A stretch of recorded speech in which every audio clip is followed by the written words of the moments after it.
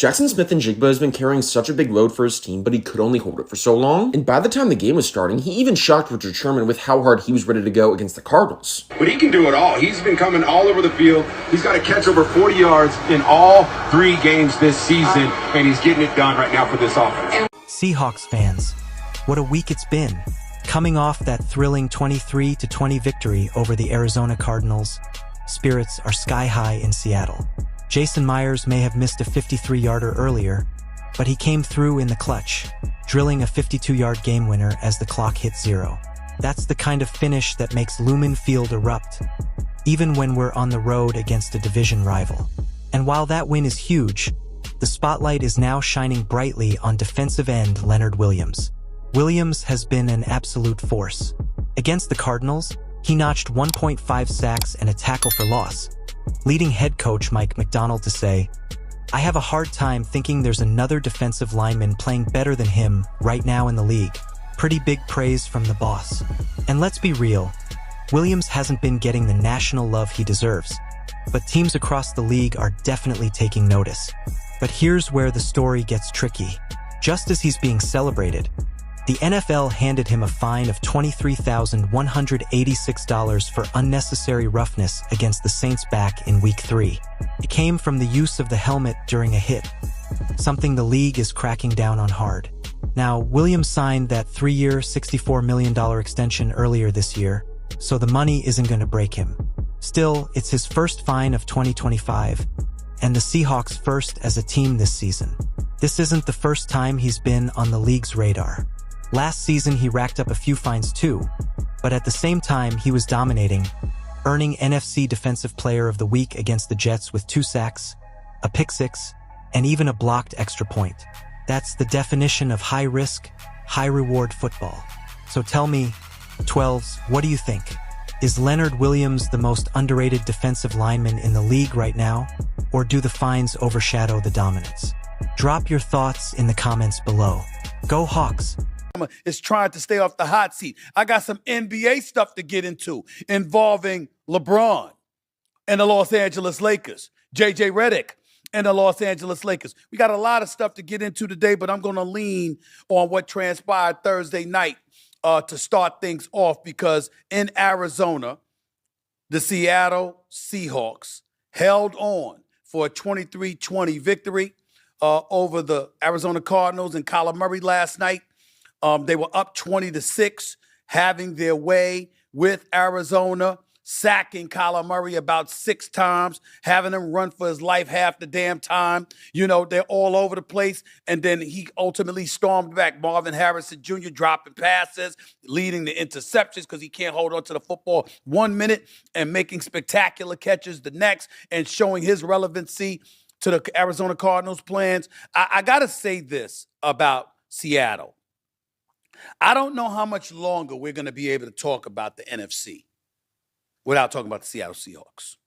I don't know how much longer we're going to be able to get away with talking about the NFC and true legitimate contenders within the conference without bringing up this team. Now, I was a bit hesitant. And to be honest with you, I still am. Because when I look at their season opening loss, you lost to a San Francisco team who I don't think is really great, okay? There's no Brandon Ayuk there right now. He was injured. There's no Deebo Samuel there any longer. Yeah, you got C-Mac there, Christian McCaffrey. We get that. We got that. And Brock Purdy was in the lineup for the opening of the season when they beat Seattle 17-13. But ever since then, what do? They beat the Steelers. They stomp on the Saints. And then they show up and they beat Arizona, who was 2-0 2-1 rather, coming into the game. So I'm looking at it from that standpoint. And I'm saying to myself, look, it is what it is, okay? But I'm looking at Seattle, and I'm like, Sam Darnold, how much more longer? This is his seventh game-winning drive over the last season in 3 games. 5 with Minnesota last year. Already 2 with the Seahawks this go-round. Sam Darnold is the same dude that threw for 35 touchdowns, 12 interceptions last year in Minnesota for over 4,300 yards passing. That's who Sam Darnold is. The guy that was resurrected by Kevin O'Connell, the head coach for the Minnesota Vikings. That same Sam Darnold is now in Seattle, and he looked incredibly composed. in leading the Seattle Seahawks in the field goal range to hit the game-winning field goal. I got to give credit where credit is due. Now, I still can't forget the fact that they were 14-2 with him last year, and then they were showering him with water after they had won a game, and there was still a division crown to play for against Detroit, where they got smacked and it looked like he choked. They got blitzed, and then after that, you go into the playoffs against the Rams and you get stomped. So I didn't forget that either. But the point is, when you look at him and what he's bringing to the table, you really, really can't say enough. And you just got to give credit where credit is due. There's no way around that. I got to do that when it comes to Sam Darnold. But I got to tell you right now, even though you got him, even though you got Kenneth Walker III, who's a damn good running back when healthy, even though you've got this cat Jackson Smith and Jigba, who can ball. And in terms of receiving yards, he's second only to Puka Nacua, all right, in L.A., this year in terms of what kind of yards he's averaged. He's averaging over 100 yards, receiving yards a game. This brother's no joke. He has arrived. And you're just looking at them right now and you're saying to yourself, okay, that's good enough. But when you really, really get down to it, you got to look at Seattle's defense. These brothers hunt. And you got to give credit where credit is due when it comes to them right now. I can't say enough about McDonald and the job that he's doing and they're doing and their coaching staff right now. Whether it's Witherspoon, it's Jones, it's Love, it's Leonard Williams. I mean, the list goes on. Seattle is no joke. But I also think it is time to have a little conversation about Kyler Murray. Because he's been in the league long enough now. He doesn't have a single playoff victory in his career. And again, not trying to necessarily point a finger or blame or whatever. We're just dealing with reality.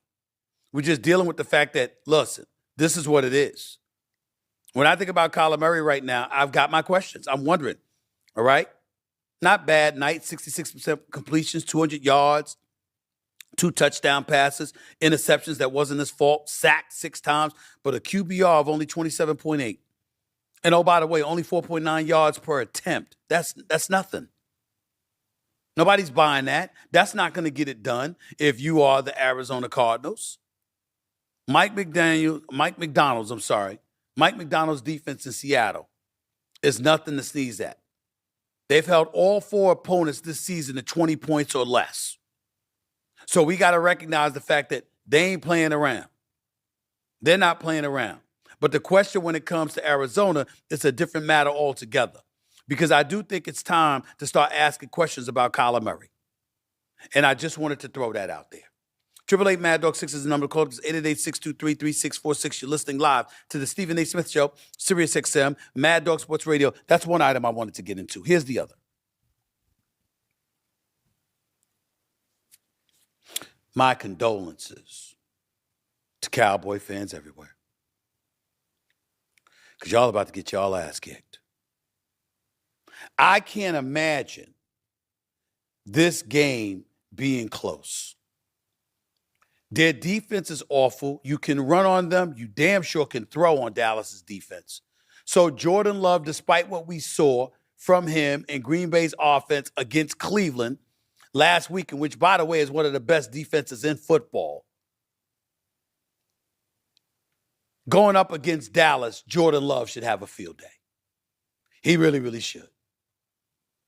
There's really no way around it. He really should have a field day. So that's number one. Josh Jacobs should too, by the way. Number 2, Micah Parsons, Rashawn Gary, and those brothers, they're going to be hunting. And if you neutralize the run in any way and you get them at a deficit where Dak Prescott and the Dallas Cowboys got to turn around and throw that damn football, then that allows Micah to wind up and hunt. And don't listen to him and his lies when he's talking about it's just another game. Ain't nobody believing that crap. It's not just another game. Micah Parsons didn't want to leave Dallas. He didn't want to depart from Big D to go to Green Bay. He was left no choice because Jerry Jones clearly didn't want to resign him. Jerry Jones clearly had other plans. With the whole holdout during the negotiations and refusing to talk to David Mulugeta, his representative, who also represents George Pickens, Jerry Jones wide receiver in Dallas, by the way. All of this stuff, all of this unnecessary noise. The bottom line is this. When you look at it, you have to say to yourself, It's hard to imagine that Dallas is going to even make this a game. It really, really is hard to imagine because I'm trying to figure out how the hell they're going to do it. I don't see it. If you get to hunt Dak Prescott and CeeDee Lamb is not there, and his primary weapon is now going to be George Pickens, the only person in Dallas that should enjoy the weekend that is coming is George Pickens. Because you're heading into free agency. This is a contract year. And CeeDee Lamb is hurt, which automatically elevates you to being the number one option for Dak Prescott come Sunday. So because that's your reality, it's an opportunity for you to shine, for you to take the bull by the horn, for you to show that you're worthy of being considered a number one receiver. That at the very least, you're going to get Terry McLaurin money because you ain't going to get CeeDee Lamb money. Something along those lines. You should be thinking along those lines if you are George Pickens. Outside of that, there's nothing that anybody in Dallas has to look forward to. Nothing. I mean, you can make the argument that Jerry Jones has headlines to look forward to, has pub to look forward to, that the cameras are going to easily find him every time Micah Parsons makes a spectacular play. Assuming that happens, you know the camera's going to be looking at Jerry because Jerry is sitting up there letting you know. And speaking of Jerry and Micah Parsons, they both been talking a little bit leading into this game. They really, really have. And I think it's important first for us to hear from Micah Parsons. Play that sound for me, fellas, please. There's a lot of things I can consider disrespectful throughout this process, but I wouldn't say the tribute is one of them. I would say, I just think, there's hard feelings maybe there for them, but, for me, I'm happy where I'm at, and we got a really good football team, so I guess I can give you my tribute and a win. That was Micah Parsons. Not that riveting. It is what it is. Fair enough. But did y'all hear what Jerry Jones had to say? If you didn't, take a listen to this, please. It was nothing personal. I told you I like Micah. And there was no issue regarding, as much as people wanted to make that of it, there was no issue regarding feelings relative to the negotiation. Certainly not on my part. It was just par for the course. And the facts are the negotiation was ongoing. Now, people made a lot of that we weren't talking. I had on the table the best I could do. That's not entirely correct. Jerry could have done better than what he offered. You can't say that was the best that you could do. That's not true. That's not true. But I will also say this. Did you hear what Jerry said early this morning? Because maybe we don't have that sound, and I don't have the exact quote in front of me, but allow me to paraphrase it for y'all, ladies and gentlemen. Jerry Jones was on the record stating that there are, and I'm paraphrasing because I don't have the direct quote in front of me, that there are flaws in Micah Parsons' game, specifically against the run. We didn't win any Super Bowls when he was here. And he showed you when he was here that we could be run on with him out there on that football field. That's what Jerry was saying. Totally crazy.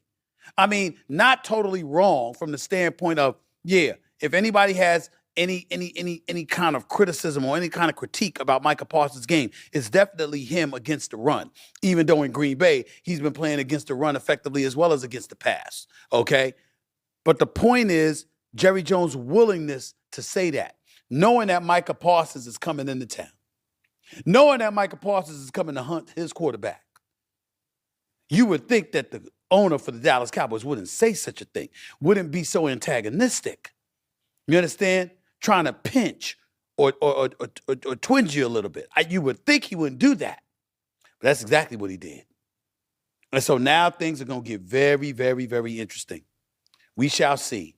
We shall see. 888 Mad Dog 6 is the number to call. That's 888-623-3646. Again, 888 Mad Dog 6 is the number to call up. That's 888-623-3646. One other thing I want to get to before we go to the calls, I want to say this.